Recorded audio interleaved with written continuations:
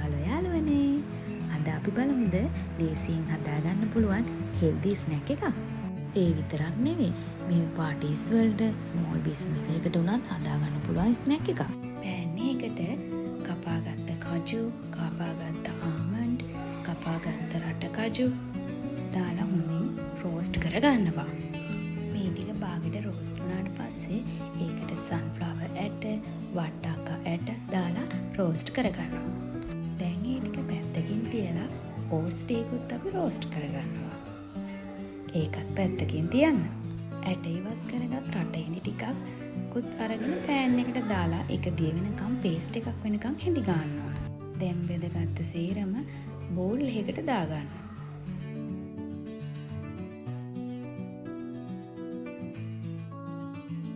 දැන් අපි පොඩියට කපාගත්ත dry cherries ටිකකුත් දාගන්නවා.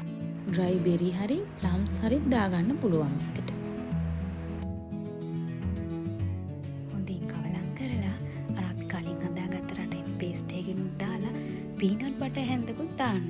Peanut butter අත්‍යවශ්‍යම නැහැ. ඒක නොදා අපිට හදාගන්නත් පුළුවන්.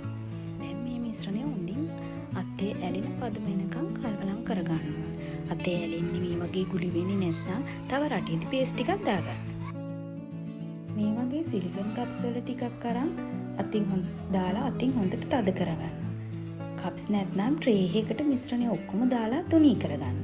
අනිවාර්යෙන් මේක හොඳින් තද කරගන්න ඕන.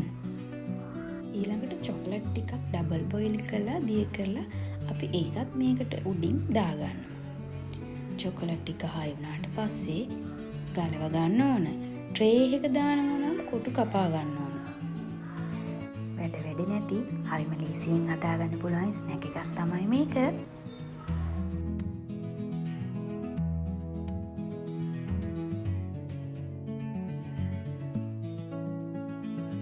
දැන් චොකලට් ටික හයි වෙලා. දැන් අපිට මේ මෝල්ඩ් එකෙන් මේක අයින් කරගන්න පුළුවන්.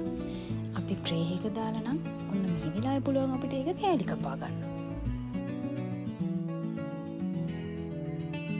ඒ වගේ මේක කල් තියාගන්නත් පුළුවන්.